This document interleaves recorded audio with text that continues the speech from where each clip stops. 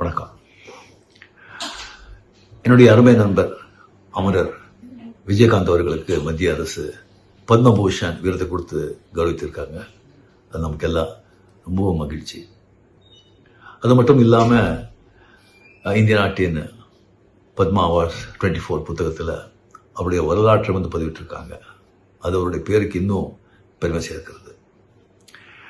விஜயகாந்த் அவர் நம்ம கூட இல்லை அப்படிங்கிறது இன்னும் என்னால் ஏற்றுக்கவே முடியல. ஒரு டக்குன்னு தோன்றி பல சாதனைகளை செஞ்சு அப்படியே மறைஞ்சிட்டாங்க. இனிமேல் விஜயகாந்த் மாதிரி ஒருத்தரை பார்க்கவே முடியாது. அவங்கள நான் ரொம்ப மிஸ் பண்ணுறேன்.